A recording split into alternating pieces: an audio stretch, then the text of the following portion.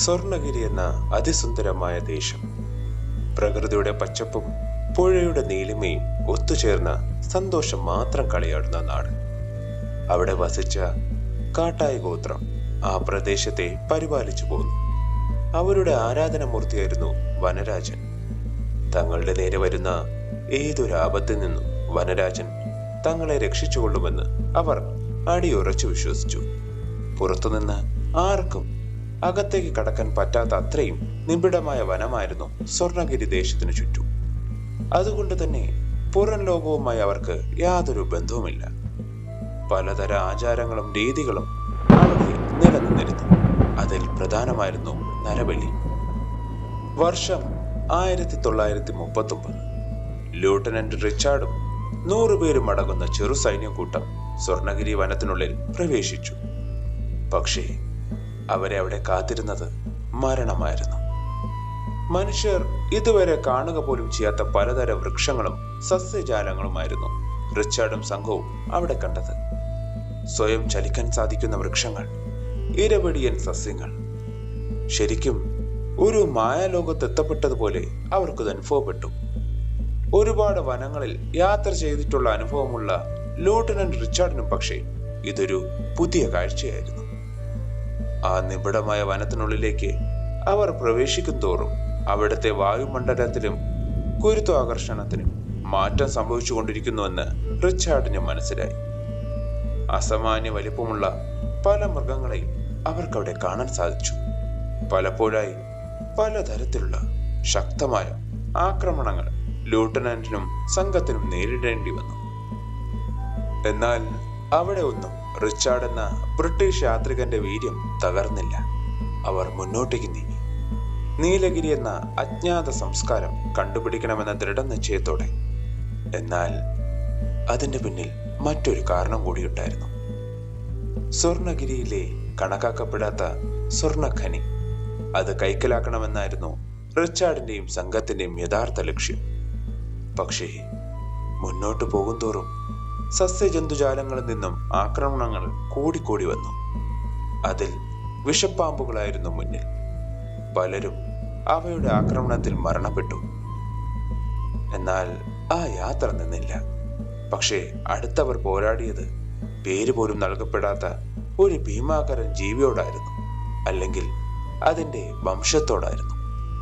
റിച്ചാർഡിന്റെ സംഘത്തിലെ പലരും അതിദാരുണമായി കൊല്ലപ്പെട്ടു. മറ്റു ചിലർ അവയ്ക്ക് ഭക്ഷണമായി മാറുകയും ചെയ്തു. തങ്ങളുടെ പക്കലുള്ള ആയുധങ്ങൾ കൊണ്ട് അവയ്ക്ക് വലിയ രീതിയിൽ മുറിവുകൾ ഉണ്ടാക്കുവാൻ സാധിക്കുന്നില്ല എന്ന് മനസ്സിലാക്കിയ റിച്ചാർഡും സംഘവും പിന്തിരിഞ്ഞ് ഓടുവാൻ തുടങ്ങി. എന്നാൽ രക്ഷയില്ല.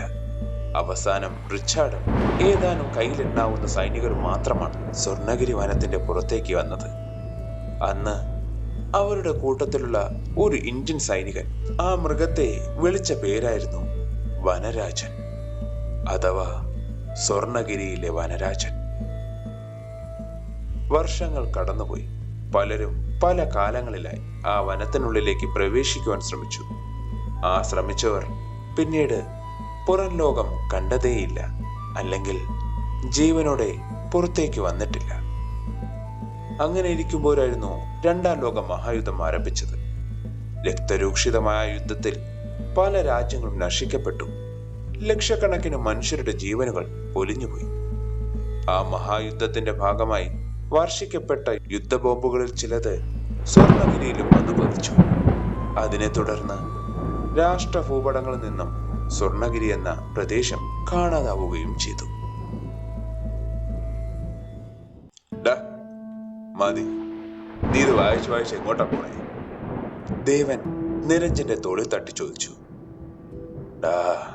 നീയല്ലേ പറഞ്ഞത് നിനക്ക് അഡ്വഞ്ചർ ട്രിപ്പ് വേണമെന്ന്? അതിന്? നിരഞ്ജന്റെ വാക്കുകളെ കീറിമുറിച്ചുകൊണ്ട് ദേവൻ ചോദിച്ചു. അങ്ങനെ അവർ സംസാരിക്കുന്നിടയ്ക്കായിരുന്നു സുധീറും രാജീവും നിഷയും അവിടെ വന്നത്. എന്താ മക്കളെ, നമ്മൾ വരുന്നതിന് മുമ്പേ ഒരു സംസാരം? ബെഞ്ചിലിരുന്നു കൊണ്ട് നിഷ ചോദിച്ചു. രാജീവ, എല്ലാവർക്കും ഓരോ കോൾഡ് കോഫി ഓർഡർ ചെയ്യടാ. ഇതും പറഞ്ഞ് സുധീർ നിരഞ്ജന്റെ അടുത്ത് വന്നിരുന്നു. വേറെ ഒന്നുമില്ല ഗായ്സ്, അടുത്ത 4-5 ദിവസം കമ്പനി ഓഫ് അല്ലേ, അപ്പോ നമുക്കൊരു ട്രിപ്പ് പോയാലോ? എന്തു പറയുന്നു? നിരഞ്ജൻ പറഞ്ഞു നിർത്തി. അതിനെന്താ, അതെല്ലാം നേരത്തെ പറഞ്ഞുറപ്പിച്ച കാര്യമല്ലേ. നാളെ ഈവനിങ് ഗോവയിൽ ഒരു ട്രെയിൻ പിടിക്കുന്നു, ഗോവയിലെത്തുന്നു, അടിച്ചു പൊളിക്കുന്നു. കോൾഡ് കോഫി എല്ലാവർക്കും സെർവ് ചെയ്തുകൊണ്ട് രാജീവൻ പറഞ്ഞു. ഇല്ലടാ, അതിലൊരു തിരുത്തുണ്ട്. നമ്മൾ പോകുന്നത് ഗോവയ്ക്കല്ല, കേരള തമിഴ്നാടിനുമിടയിലുള്ള ഒരു വനപ്രദേശം, പേയാടും വനം. അവിടെ പോകാം. അതാകുമ്പോൾ ഒരു ട്രക്കിംഗ് എക്സ്പീരിയൻസും ആകും. എന്തു പറയുന്നു? കുറച്ചു സമയത്തേക്ക് ആരും ഒന്നും മിണ്ടിയില്ല. കോഫി കഫേയിൽ പുലർച്ചെ ആയതുകൊണ്ട് തിരക്ക് നന്നേ കുറവാണ്. എന്താ ആരും ഒന്നും മിണ്ടാത്തത്? നമുക്ക് വിട്ടാലോ? ദേവൻ ചോദിച്ചു. അതിന് ഉത്തരം നൽകിയത് സുധീറായിരുന്നു. ഐഡിയ മോശമല്ല, ചിലവും കുറവാ. ഞാൻ തയ്യാർ. ഇത് കേൾക്കേണ്ട താമസം. ദിശയും സമ്മതം മൂളി. അപ്പോ എല്ലാവർക്കും സമ്മതമാണെന്ന് വിചാരിക്കുന്നു. എന്നാ ഇന്ന് രാത്രി തന്നെ പുറപ്പെടണം. കോൾഡ് കോഫി കുടിച്ചുകൊണ്ട് നിരഞ്ജൻ പറഞ്ഞു. കുറച്ചു സമയം കൂടി എല്ലാവരും അവിടെ സമയം ചെലവഴിച്ച ശേഷം അവരോരോരുത്തരും അവരുടെ വഴിയെ നീങ്ങി. സമയം വേഗം കടന്നുപോയി. അങ്ങനെ ആ യാത്ര ആരംഭിച്ചിരിക്കുന്നു. ആട്ടവും പാട്ടവുമായി അവർ മുന്നോട്ടേക്ക് നീങ്ങി. മിന്നിമായുന്ന നാഗരികത പതിയെ മങ്ങി തുടങ്ങിയിരിക്കുന്നു. പ്രകൃതിയുടെ പച്ചപ്പിന് ആരംഭം കുറിച്ചെന്ന മട്ടിൽ വനത്തിന്റെ ശാലീന സൗന്ദര്യം ഇരുട്ടിലും വളരെ വ്യക്തമായി പ്രതിഫലിച്ചു. പുഴയുടെ കളകള ആരവം അവിടെ എങ്ങും മുഴങ്ങിക്കെട്ടു. സമയം രാത്രിയുടെ 2-ാം യാമം കഴിഞ്ഞിരിക്കുന്നു. നിരഞ്ജൻ ഒഴിച്ച് എല്ലാവരും വാഹനത്തിനുള്ളിൽ പാതി മയക്കത്തിലായിരുന്നു. പതിയെ നിരഞ്ജൻ വാഹനം പാതയോരത്ത് സ്ഥാപിച്ചിരുന്ന ബോർഡിന്റെ അടുത്ത് കൊണ്ടു നിർത്തി. നിഷ മെല്ലെ കണ്ണുകൾ തുറന്നു. വാഹനത്തിന്റെ ഹെഡ്ലാമ്പിന്റെ വെളിച്ചത്തിൽ ആ ബോർഡ് വെട്ടിത്തിളങ്ങി. നിഷയുടെ ആദരങ്ങൾ മന്ത്രിച്ചു. പേയാടുംമനം ഫോറസ്റ്റ്. അപ്പോഴേക്കും ദേവൻ നിരഞ്ജനെ മാറ്റിക്കൊണ്ട് ഡ്രൈവർ സീറ്റിൽ വന്നിരുന്നു. രാജീവനും സുധീറും അപ്പോഴും സുഖനിദ്രയിലായിരുന്നു. കോടമഞ്ഞ് നല്ല രീതിയിൽ വീഴാൻ തുടങ്ങി. ചുറ്റും കുറ്റാക്കൂരിരുട്ട് മാത്രം. ഹെഡ്ലാമ്പിൽ നിന്നും വരുന്ന വെളിച്ചം ഒരു പരിധിവരെ ആ ഇരുട്ടിനെ വകഞ്ഞു മാറ്റുന്നുണ്ടായിരുന്നു. ദേവൻ ഒട്ടും സമയം കളയാതെ വാഹനം സ്റ്റാർട്ട് ചെയ്ത് ടാറിട്ട വനപാത വഴി മുന്നോട്ടേക്ക് നീങ്ങി. ചീവിടുകളുടെ ശബ്ദമല്ലാതെ മറ്റൊന്നും അവിടെ കേൾക്കാൻ സാധിച്ചില്ല. പതിയെ നിശയുടെ കണ്ണുകൾ അടഞ്ഞു തുടങ്ങി. സുധീർ വളരെ വേഗത്തിൽ വനത്തിന്റെ ഇടയിൽ കൂടെ ഓടുകയാണ്. നിഷയ്ക്ക് ഒന്നും മനസ്സിലായില്ല. അടുത്ത നിമിഷം ആ കാട് കിടുങ്ങുമാർ ഒരു ഗർജനം അവിടെയെല്ലാം അലതല്ലി. ആ അലർച്ച കേട്ട് നിഷയും ഭയത്താൽ സ്തംഭിച്ചു നിന്നുപോയി. അടുത്ത നിമിഷം അവൾ കണ്ട കാഴ്ച ആരെയും പേടിപ്പെടുത്താൻ പോരുന്നതായിരുന്നു. ഒരു ഭീമാകാരനായ സത്വം സുധീറിന്റെ പിന്നിലൂടെ അതിവേഗത്തിൽ വന്നുകൊണ്ടിരിക്കുന്നു. എന്താണ് ഇവിടെ സംഭവിക്കുന്നതെന്ന് പോലും അറിയാതെ നിഷ ഒന്ന് അനങ്ങാൻ പോലും ആവാതെ അവിടെ നിൽക്കുകയാണ്. ഒന്ന് നിലവിളിക്കാൻ പോലും അവൾക്ക് സാധിക്കുന്നില്ല. പെട്ടെന്ന് സുധീറിന്റെ നിലവിളി ഉയർന്നു. ആ വന്യമൃഗം സുധീറിനെ പിടിച്ചിരിക്കുന്നു. പതിയെ ഒരു ശക്തമായ കാലൊച്ച തനിക്കടുത്ത് വരുന്നതായി അവൾക്ക് അനുഭവപ്പെട്ടു. മെല്ലെ മെല്ലെ അതും നിലച്ചിരിക്കുന്നു. കുറച്ച് സമയങ്ങൾ കടന്നുപോയി. നിഷ പരമാവധി തന്റെ ശരീരത്തെ ചലിപ്പിക്കുവാൻ ശ്രമിക്കുന്നുണ്ട്. എന്നാൽ അതിന് സാധിക്കുന്നില്ല. തന്റെ ശരീരത്തിൽ എന്തോ ഒഴുകി വരുന്നതായി അവൾക്ക് അനുഭവപ്പെട്ടു. ആ ദ്രാവകത്തിന് എന്തെന്നില്ലാത്ത ഒരു ചെറു ചൂടുമുണ്ടായിരുന്നു. ആ ദ്രാവകം വരുന്നത് തനിക്ക് മുകളിൽ നിന്നാണെന്ന് നിഷയ്ക്ക് ബോധ്യമായി. അവൾക്ക് ആവുന്ന തരത്തിൽ തല ഉയർത്തി മുകളിലോട്ടേക്ക് നോക്കുവാൻ തുടങ്ങി. ശിരസില്ലാത്ത ഒരു ശരീരം തലകീഴായി തൂങ്ങിക്കിടക്കുന്ന കാഴ്ചയായിരുന്നു നിഷ അവിടെ കണ്ടത്. തന്റെ സകല ശക്തിയും എടുത്തവൾ അലറി വിളിച്ചു.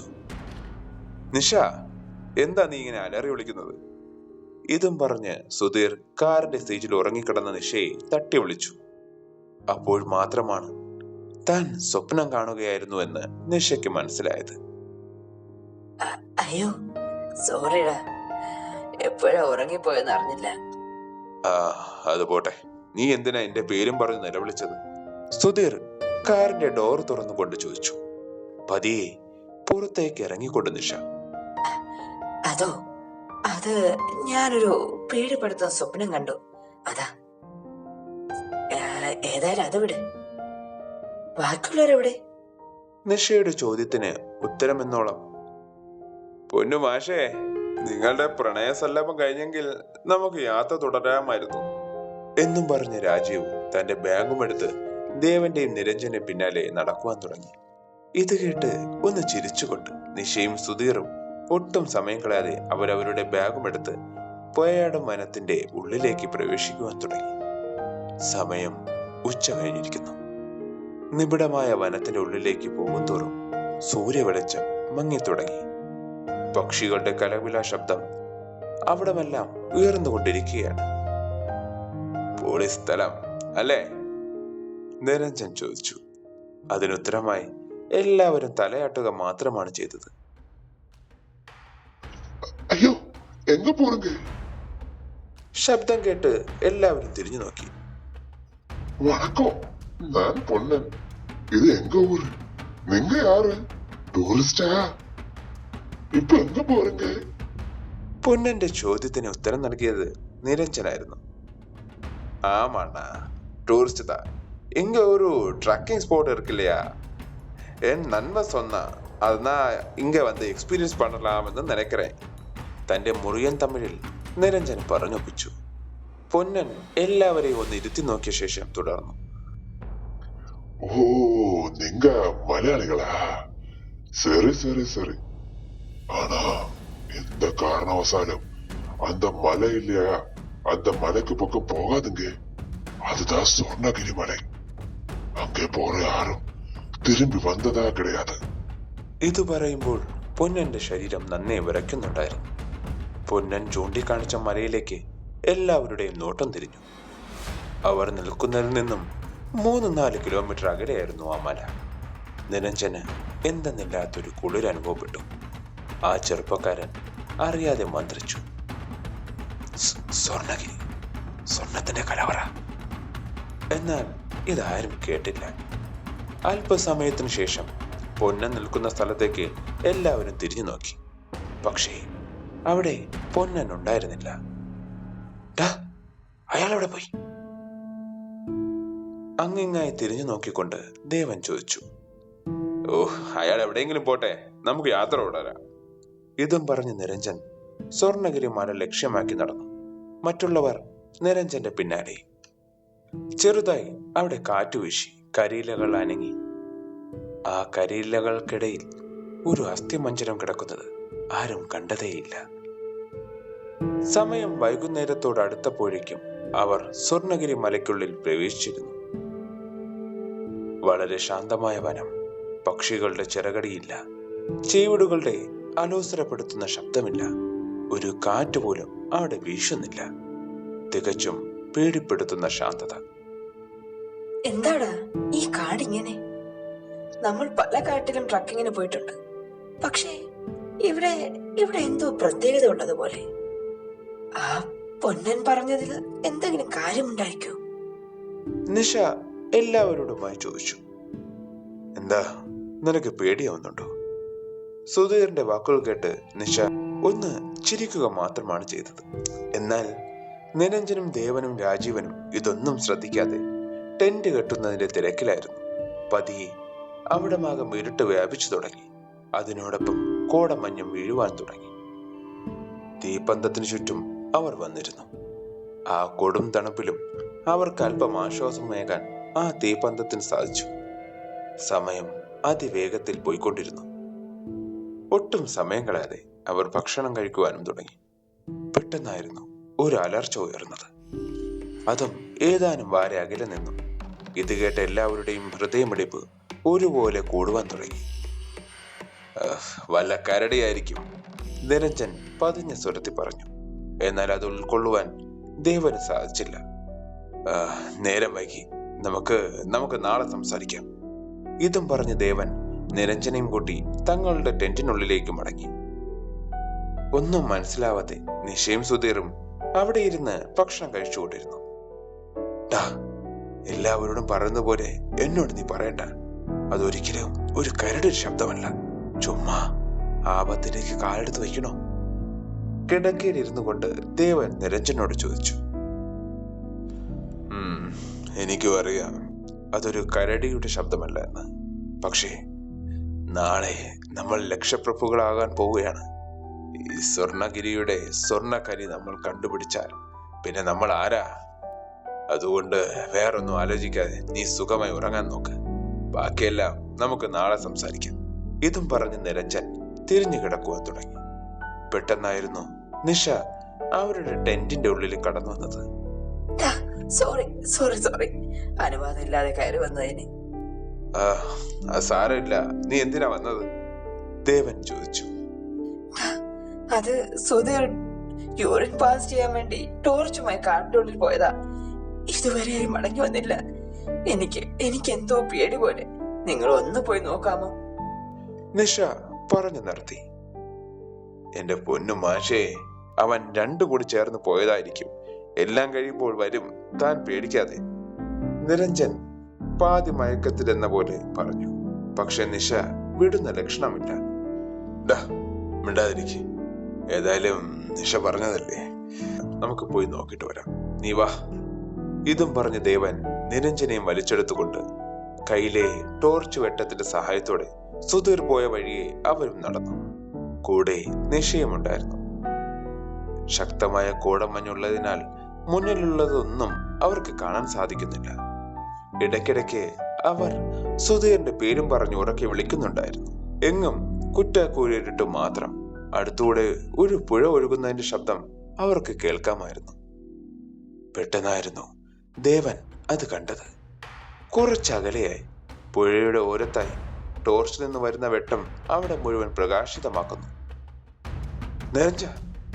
നിരഞ്ജ അങ്ങോട്ട് നോക്ക്.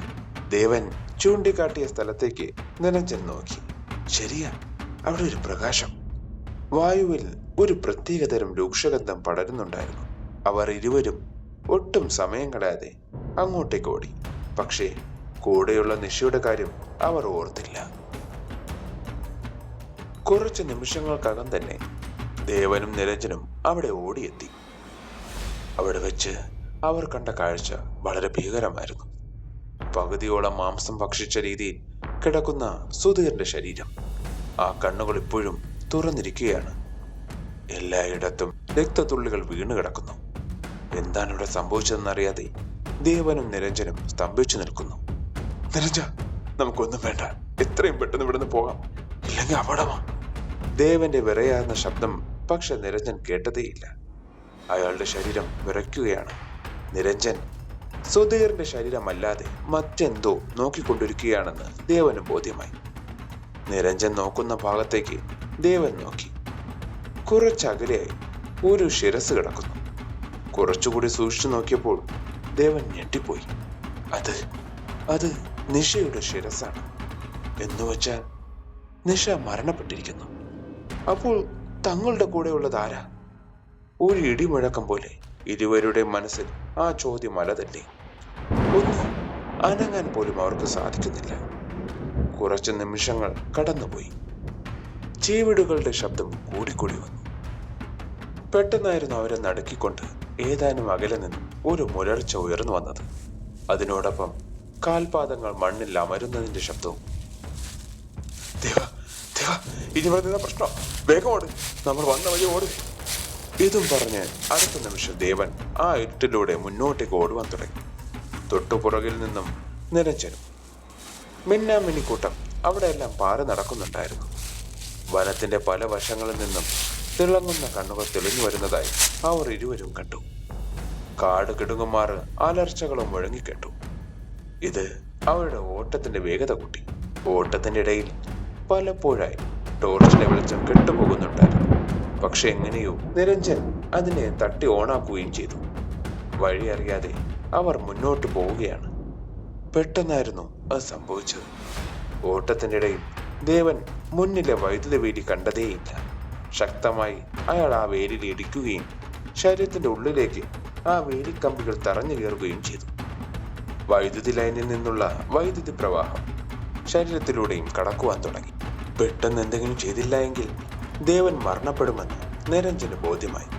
അയാൾ വേഗം തന്നെ അടുത്ത് കിടന്ന മൂർച്ചയേറിയ മുളങ്കമ്പുകൾ കൊണ്ട് ആ വേലിയെ തകർക്കുവാൻ ശ്രമിച്ചു. കുറച്ചു സമയത്തിനകം തന്നെ ആ വേലി തകർക്കപ്പെട്ടു. അതിനെ തുടർന്ന് വൈദ്യുതി പ്രവാഹവും നിലച്ചിരിക്കുന്നു. പക്ഷേ ഇത് ഏറ്റവും വലിയ മണ്ടത്തരമായിരുന്നുവെന്ന് നിരഞ്ജന് പിന്നീട് മനസ്സിലായി. ഒട്ടും സമയം കളയാതെ നിരഞ്ജൻ ദേവനെ ആ വേലിക്കമ്പികളിൽ നിന്നും പുറത്തേക്കെടുത്തു. പക്ഷേ ഫലമുണ്ടായില്ല. അയാൾ എപ്പോഴേ മരണപ്പെട്ടിരിക്കുന്നു. പെട്ടെന്നായിരുന്നു ഒരു കൂട്ടം കറുത്ത ഭീമാകാരന്മാരായ രൂപങ്ങൾ അവിടെ ഓടി വരുന്നത് നിരഞ്ജൻ കണ്ടത്.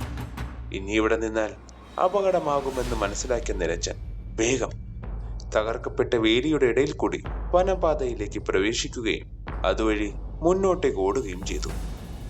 ഇതെല്ലാം കണ്ടുകൊണ്ടിരുന്ന ഭീമാകാര സത്വങ്ങൾ ഒന്ന് അലറുകയും നിരഞ്ജൻ തകർക്കപ്പെട്ട വൈദ്യുതി വേലിയിലൂടെ പുറത്തു പ്രവേശിക്കുകയും ചെയ്തു.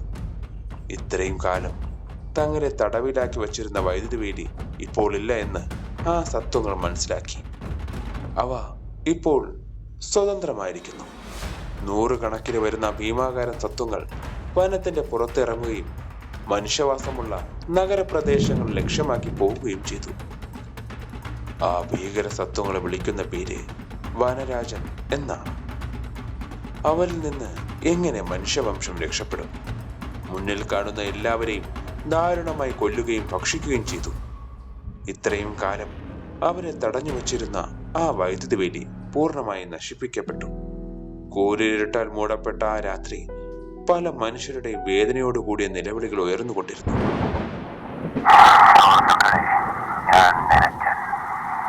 ഇതിനെല്ലാം കാരണമായ മനുഷ്യൻ, അവരെ തടയുവാൻ എന്നെ കൊണ്ട് സാധിക്കുന്നില്ല. ഈ സംഭവം നടന്ന് വർഷം 3 കഴിഞ്ഞിരിക്കുന്നു. എന്നും ആ വനരാജാക്കന്മാർ മാത്രം. മനുഷ്യൻ പൂർണ്ണമായി ഈ ഭൂമിയിൽ നിന്നും തുടച്ചു നീക്കപ്പെടുകയാണ്.